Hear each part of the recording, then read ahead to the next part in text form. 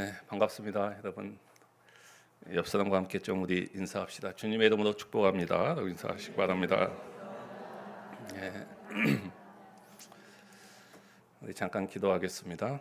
하나님 아버지 감사합니다. 오늘 또 우리 귀한 교회에서 말씀을 함께 나누게 해주시니 감사합니다. 전하는 자, 받는 자, 성령께서 이 시간 역사하여 주셔서 효력 있는 말씀 되게 하여 주옵소서. 감사드리며 예수님의 이름으로 간절히 기도하옵나이다. 아멘. 사람들이 가장 힘들어하는 것이 있습니다. 직장 생활하는 사람들이 이 문제가 가장 힘들다고 이야기를 하지요. 바로 인간관계입니다. 사실 우리가 이 땅을 살아가는 데 있어서 인간관계만큼 중요한 것은 없지요. 굉장히 중요한 부분입니다. 자, 그런데 저는 이 시간에 더 중요한 관계를 여러분들에게 말씀을 드리려고 합니다. 하나님과의 관계입니다. 헌신의 성결 요건이 무엇이냐라고 묻는다면 저는 단연코 하나님과의 관계다라고 말씀을 드립니다. 성결 요건이라고 하는 것은 먼저 해결되어야 할 중요한 요건입니다. 하나님과의 관계가 바르지 않으면 헌신할 수가 없습니다. 헌신을 위해서는 가장 먼저 해결해야 될 것이 하나님과의 바른 관계입니다. 자, 오늘은 이 이야기를 여러분과 함께 본문을 통해서 나누고자 합니다. 자, 오늘 본문을 보시면은 우리가 잘 아는 대로 5달란트, 2달란트, 1달란트 받은 사람이 등장합니다. 누가 주인공일까요? 영화를 보면 맨 마지막까지 남은 사람이 주인공이죠. 그렇습니다. 자, 그런데 오늘 이 본문을 보게 되면은 가장 많은 지면을 할애하고 가장 많은 부분을 이야기하는 사람은 1달란트 받은 사람입니다. 그리고 우리 주님께서 이 비유의 마지막까지 대화하고 있는 사람도 1달란트 받은 사람입니다. 또한 주님의 최종적인 결론과 교훈도 이 1달란트 받은 사람에게 합니다. 자, 그렇다면 우리는 이 사람에 대해서 좀 더 한번 주목해 볼 필요가 있습니다. 한번 이 사람에 대해서 우리가 들여다봤으면 좋겠습니다. 자, 먼저 첫 번째로 생각할 것은 1달란트 받은 자에 대한 우리 주님의 평가입니다. 이 사람에 대해서 우리 주님께서 어떻게 평가를 했느냐 하는 것이죠. 3가지의 평가를 오늘 본문에 나오는데요. 가장 먼저 첫 번째 평가는 굉장히 중요한 개념입니다. 26절에 보면은 악하고 게으른 종아라고 말씀합니다. 악하다라는 평가를 받았습니다. 그 인생의 결론은 악하였다라는 판단입니다. 자, 여러분, 이 부분을 우리가 조심해서 보셔야 됩니다. 이 세상에 본전 떼먹는 사람 얼마나 많습니까? 사기꾼들 얼마나 많습니까? 그런 사람에 비하면 그래도 이 사람은 뭐 괜찮은 사람이다 라고 말할 수 있습니다. 왜냐하면 본전을 떼먹진 않았거든요. 그렇죠? 그러나 우리는 성경에서 말하는 이 악의 개념이 무엇인가 하는 것을 좀 잘 보셔야 됩니다. 성경에서 말하는 악의 개념은 윤리적인 개념이라기보다는 관계의 개념입니다. 윤리적인 개념보다는 관계의 개념입니다. 자, 예컨대 시편 133편을 보면은 형제가 연합하여 동거함이 어찌 그리 선하고 아름다운지, 선하다라는 단어가 나오지요. 이것은 같은 개념인데요. 악의 반대 개념입니다. 그래서 관계가 온전한 것을 말하는 것이죠. 형제가 연합하여 동거하는 그 관계, 그것을 보고 선하다라고 말하는 것입니다. 또 창세기 1장에 보면은 하나님께서 천지를 창조하시고 보시기에 좋았더라라고 말씀하시죠. 여기서 좋았다라는 것도 아름답다라는 개념인데요. 창조된 모습이 윤리적으로 아름다웠다, 이런 개념 아니겠죠? 창조된 관계, 질서, 하모니, 이것이 아름다웠다라고 말하는 것입니다. 그런가 하면 창세기 2장 18절에 보면은 사람이 독처하는 것이 좋지 못하니라 라고 말합니다. 관계없이 홀로 독처하는 것이 보시기에 좋지 않았다는 말씀입니다. 따라서 악의 개념은 관계가 좋지 않았다는 겁니다. 자, 이 사람은 왜곡된 관계를 가지고 있는 사람이었다 하는 것을 알 수가 있습니다. 누구와의 관계가 지금 이 한 달란트 받은 사람은 왜곡되었습니까? 주인과의 관계죠. 다시 말해서 하나님과의 관계가 왜곡된 사람이었다는 것입니다. 이것이 첫 번째 평가입니다. 두 번째 평가는요, 26절 계속해서 보면은 악하고 게으른 종하라고 말씀합니다.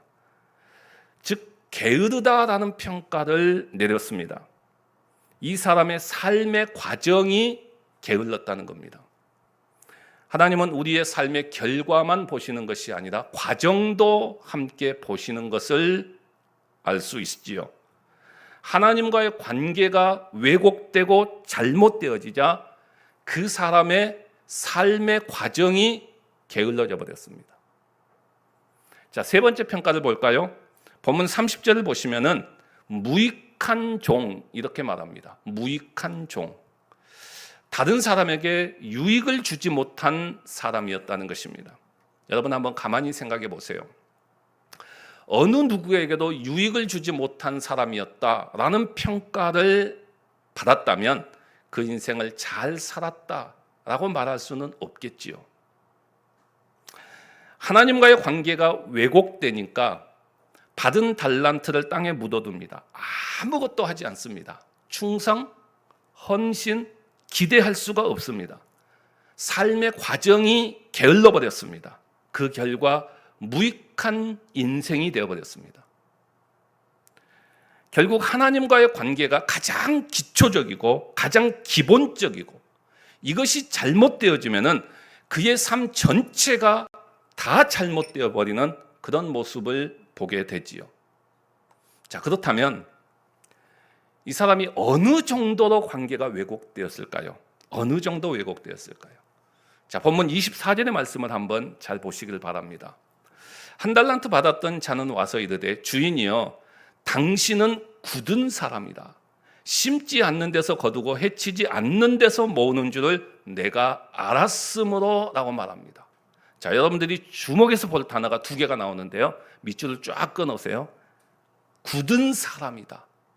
내가 알았으므로 라는 이 두 단어입니다. 이 두 단어.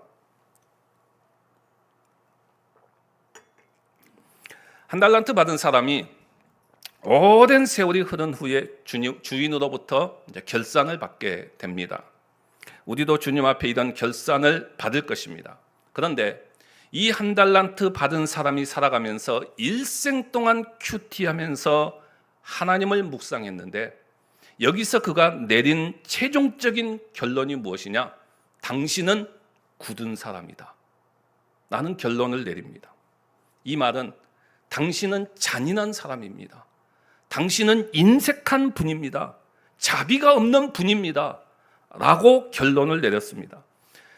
5달란트 받은 사람, 2달란트 받은 사람에게는 정말 풍성한 하나님이셨는지 모르지만은 적어도 나에게만큼은 잔인한 분이셨고 나에게만큼은 인색하게 대해주셨습니다. 라고 평가를 내린 것입니다. 항상 나를 힘들게 했던 분이 바로 당신이었습니다. 내 인생을 꼬이게 만드는 분이 바로 당신이었습니다. 라는 결론을 내린 것입니다. 그런데 여러분, 이 결론이요, 하루아침에 내려진 게 아니에요. 그의 일생을 통해서 그가 내린 결론입니다. 이 사실을 내가 알았으므로 라고 표현하고 있습니다. 내가 알았다. 성경에서 안다는 것은요, 경험적으로 체험적으로 안다는 것입니다. 머릿속으로 안다는 것이 아니라 이론적으로 아는 것이 아니라 자기가 경험하고 체험해서 알았다는 것입니다. 그러니까 한 달란트 받은 자가 이렇게 하나님에 대해서 단정을 내리는 것은 자신의 일생을 통해서 체험했다는 것입니다. 여러분, 이렇게 왜곡된 시각을 가지면은요, 그 인생이 얼마나 불행해지는지 모릅니다. 얼마나 비참한 인생입니까? 자, 그렇다면 여기서 더 나아가서 이 한 달란트 받은 자가 도대체 어디에서부터 하나님과의 관계가 왜곡되어 버렸을까요? 어디에서부터요? 사람마다 하나님과의 관계가 왜곡되어지는 지점이 있습니다. 여러분들이 이 지점을 잘 점검하셔야 됩니다. 그리고 잘 체크하셔야 됩니다. 자, 이 한 달란트 받은 사람은 어느 지점에서부터 하나님과의 관계가 왜곡되었을까요? 자, 주인이 떠나면서 한 사람을 불러서 5달란트를 줍니다. 이것을 보면서 한 달란트 받은 사람은 어떤 생각을 했을까요? 저 사람에게 5달란트를 주었으니까 적어도 나에게도 5달란트는 주겠지. 아니 6달란트 혹시 주지 않을까? 라고 생각했겠지요. 그리고 두 번째 사람을 부릅니다. 그런데 두 번째 사람에게는 2달란트를 줍니다. 약간 불안하기는 했어요. 그래도 적어도 나에게는 2달란트는 주겠지. 아니 좀 더 주겠지. 왜냐하면 1등상은 맨 마지막에 부르니까. 그렇죠? 그리고는 자기를 부르더니 1달란트를 주는 거예요. 1달란트 주는 거예요. 얼마나 부끄럽겠습니까? 이해가 안 가요. 도저히 견딜 수가 없는 것입니다. 더군다나 주님께서 이렇게 나눠주신 기준이 무엇이었습니까? 15절에 보면은 각각 그 재능대로, 능력대로입니다. 그 재능대로, 그 능력대로 나눠줬습니다. 그러니 이 사람이 얼마나 마음이 상했겠습니까? 이것은 자신에 대한 주님의 판단이잖아요. 자기 능력에 대한 주님의 판단입니다. 성질대로 하면은 그냥 그 자리에서 확 집어 던지고 그냥 한번 깽판 피우고 그냥 탁 멋있게 그냥 나와버릴 것 같은데, 그래도 이 사람은 좀 대먹은 사람이에요. 그러지는 않아요. 그러지는 않죠. 그리고 주님이 떠나가시자 그냥 그것을 땅 속에 파묻어 버립니다. 여기서부터 그는 하나님에 대한 왜곡된 시각이 시작됩니다.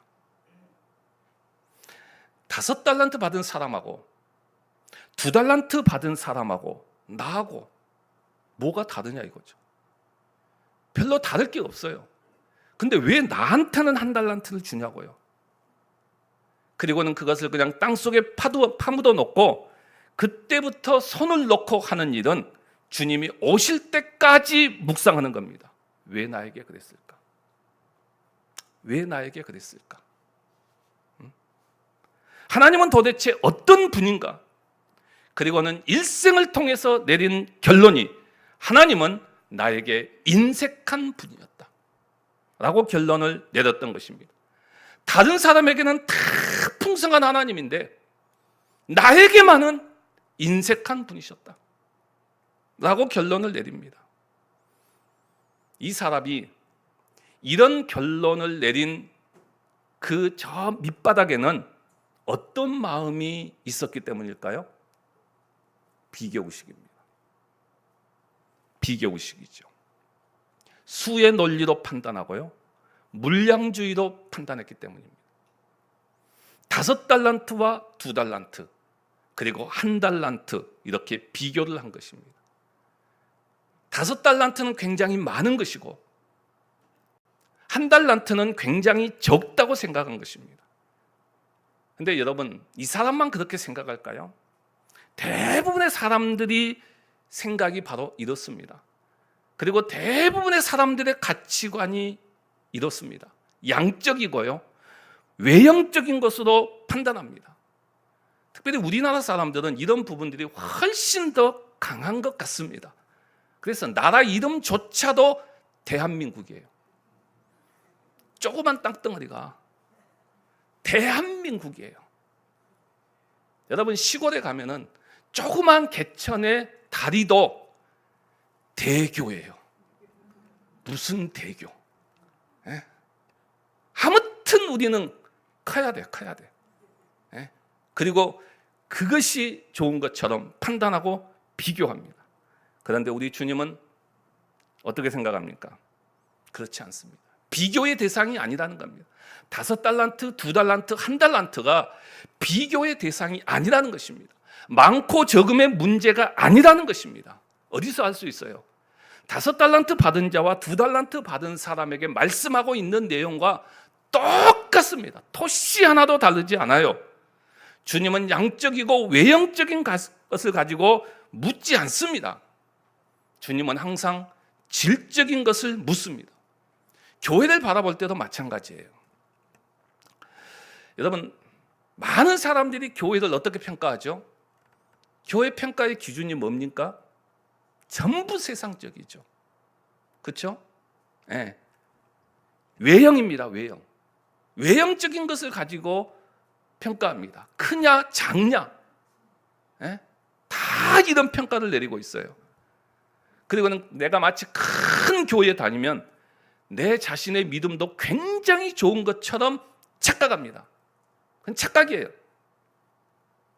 하지만 우리 주님은 그런 교회를 바라볼 때, 그리고 교회를 책망할 때에 양적인 것을 가지고, 외형적인 것을 가지고 단 한 번도 말씀하신 적이 없습니다. 질적인 것을 가지고 말씀합니다. 보세요. 첫사랑을 회복하라.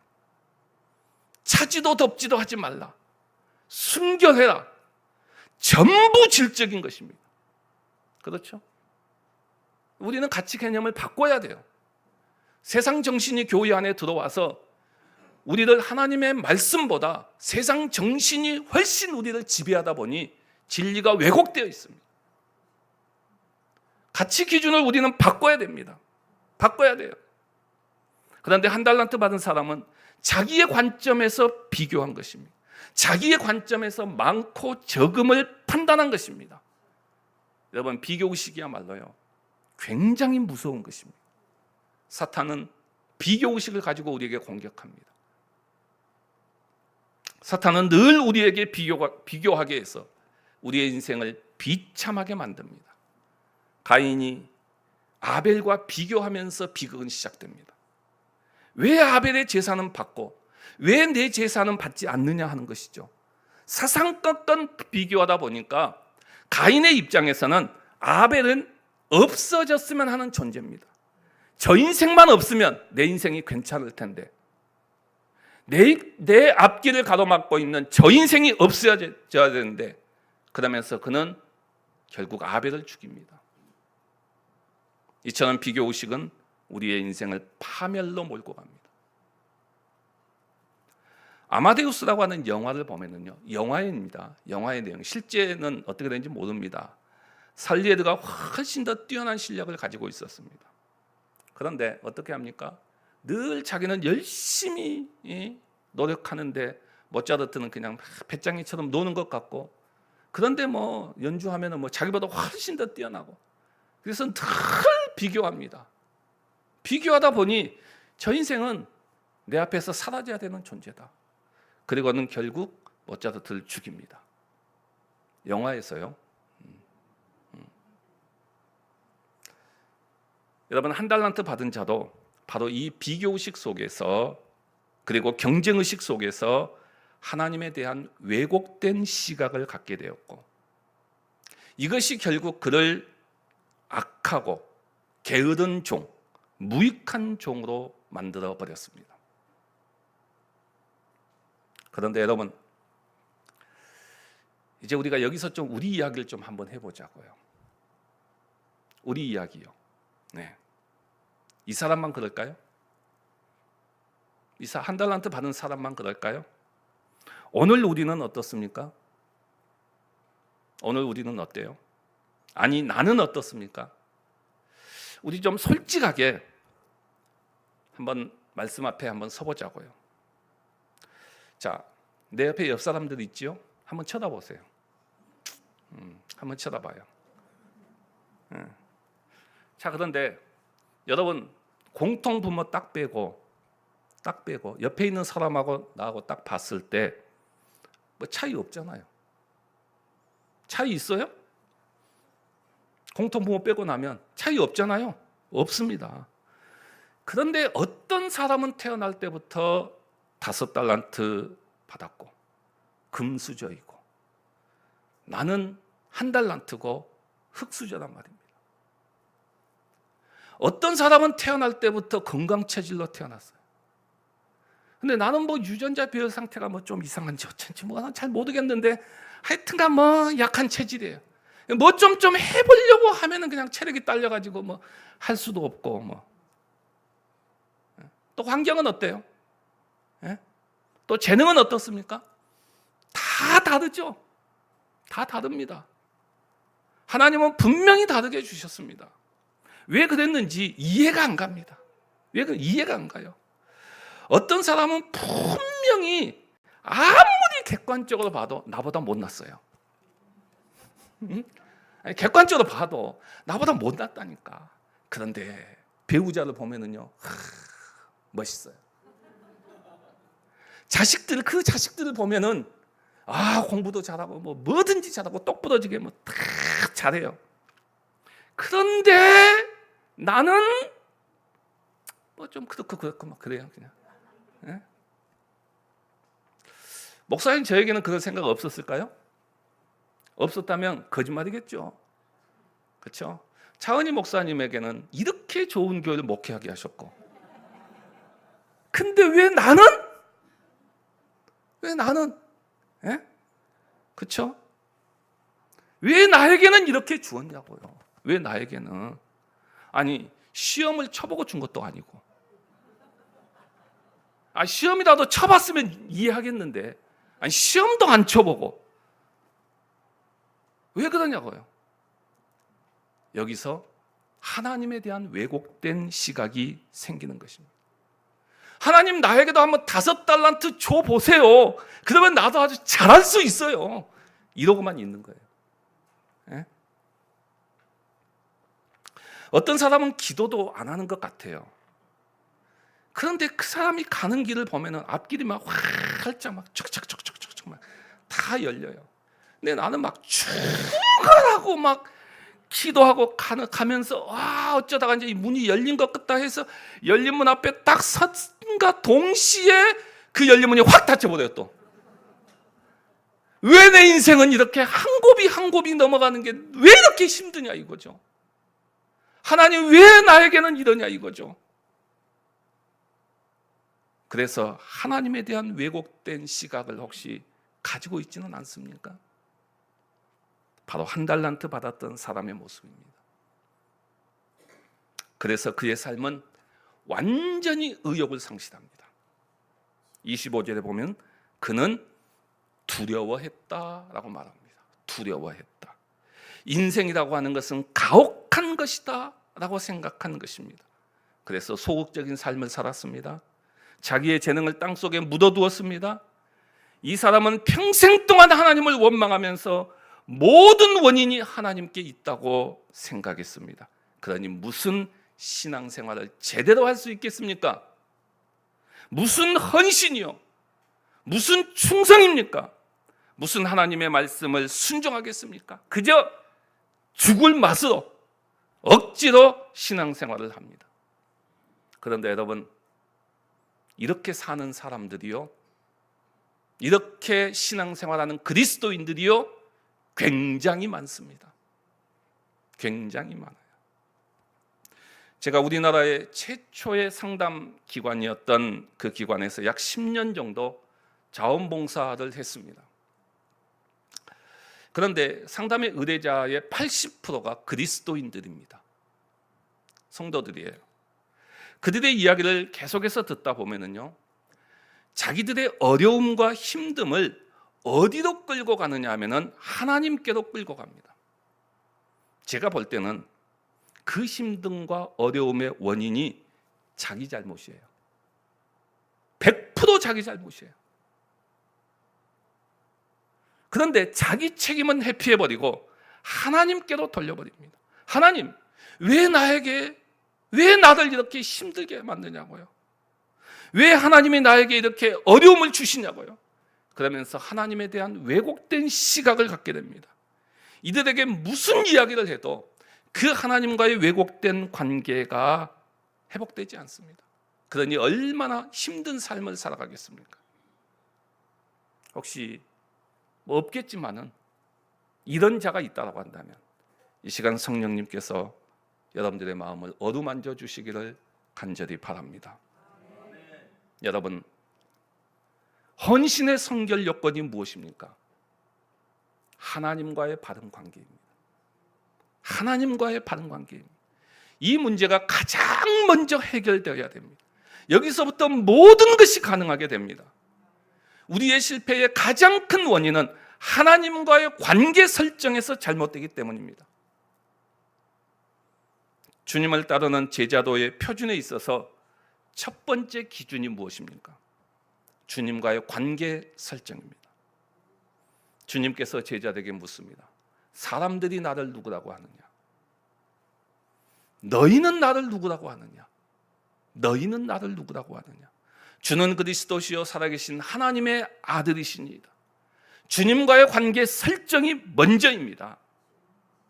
기독교 강요를 보게 되면요, 맨 처음 등장하는 내용이 하나님을 아는 지식입니다. 그 다음에 두 번째로 등장하는 내용이요, 나를 아는 지식입니다. 하나님과 나와의 관계에서부터 시작이 됩니다. 인문학에서 가장 중요한 두 가지의 질문이 무엇입니까? 첫 번째 질문은 나는 누구인가 하는 것이죠. 정체성의 질문입니다. 두 번째 질문은요, 나는 어떻게 살아갈 것인가 라는 삶의 문제입니다. 자, 오늘 우리 역시 마찬가지입니다. 하나님 앞에서 나는 누구인가, 하나님과의 관계 속에서 나의 정체성입니다. 이것이 바르게 설정될 때 그 다음 질문, 하나님 앞에서 내가 어떻게 헌신적인 삶을 살아갈 것인가, 이 문제가 가능한 것입니다. 한 달란트 받았던 사람은 하나님과의 관계가 왜곡됨으로 말미암아 삶의 과정이 게으른 종이 되었고 결국은 무익한 종이 되고 말았습니다. 자기 식대로 판단하고 비교하고 많고 적음을 설정했습니다. 그에게는 충성된 삶을 기대할 수 없었습니다. 헌신의 삶을 찾아볼 수가 없었습니다. 오히려 있는 것까지도 다 빼앗기게 됩니다. 바깥 어두운 데 쫓겨나 슬피 울며 이를 가는 비참한 인생이 되어져 버렸습니다. 반면에 2달란트와 5달란트 받은 사람은 착하고 충성된 종으로서의 삶을 살아갔습니다. 주인의 즐거움에 참여하게 되었습니다. 더 많이 받아 풍족하게 되었습니다. 하나님과의 바른 관계 속에서 가능하게 되었습니다. 여러분, 오늘 본문의 말씀이 시작되는 마태복음 25장 1절은 이렇게 시작이 됩니다. 그때의 천국은 이렇게 시작되지요. 그때의 천국은, 다시 말해서 천국에 대한 비유의 말씀입니다. 그런데 이 천국의 비유 가운데 크게 세 가지 비유로 정리가 됐지요. 첫 번째 비유는 열처녀 비유입니다. 두 번째 비유가 달란트 비유입니다. 세 번째 비유가 양과 염소의 비유입니다. 여러분, 한번 구조를 보시기를 바랍니다. 구조적인 측면에서 이것을 보시면 열처녀의 비유는 언제 주님이 오실지 모르지만 깨어 있으라는 것입니다. 반드시 주님이 오신다는 것입니다. 재림하신다는 것입니다. 언제 올지는 모르지만 그러나 깨어 있으라는 것입니다. 큰 당위성을 말하지요. 그리고 세 번째 비유는 뭡니까? 양과 염소의 비유.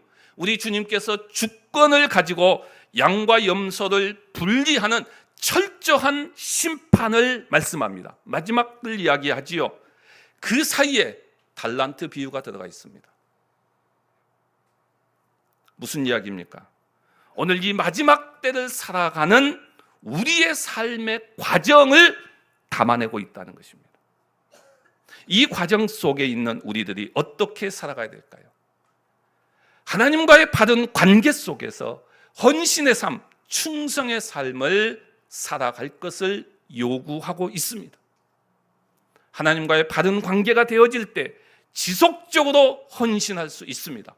힘을 얻으면서 충성할 수 있습니다. 잘해낼 수 있습니다. 혹시나 한 달란트 받은 사람처럼